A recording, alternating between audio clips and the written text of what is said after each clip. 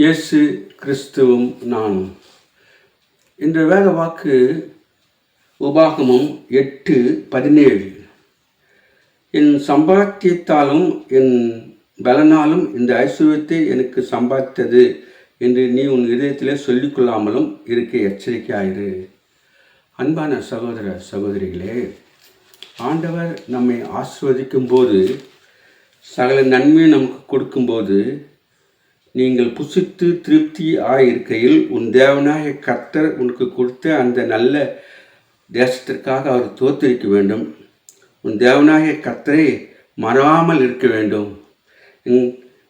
இது மேட்டுமே அடையக்கூடாது என்று சொல்லப்பட்டிருக்கின்றது. ஒருவேளை நம்முடைய முற்கால வாழ்க்கையை பார்க்கும்போது அது தாழ்வாக கஷ்டமான சூழ்நிலையாக இருந்திருக்கலாம். ஒருவேளை நம்முடைய கர்த்தர் நம்மை ஆசீர்வதினாலே நாம் ஆசீர்வதிக்கப்பட்டிருக்கிறதுனாலே உலக பிரகாரமான ஆசீர்வாதங்களை பெற்றிருக்கலாம். அப்படி பெற்றிருக்கும்போது நாம் மேட்டிமை அடையக்கூடாது என்று சொல்லிகிறார் ஆண்டவர். அதோடு கூட உன் இதயத்தில் என்னுடைய சொந்த பலன், என் சொந்த ஞானம், என் சொந்த அறிவினாலே நான் இவையெல்லாம் பெற்றேன் என்று சொல்லாமல் இருக்க ஆண்டவர் நமக்கு எச்சரிக்கின்றார். ஏனென்றால் கர்த்தருடைய கிருபை தான் இம்மட்டும் வழிநடத்தினது, ஆசீர்வதித்தது. Have a blessed day.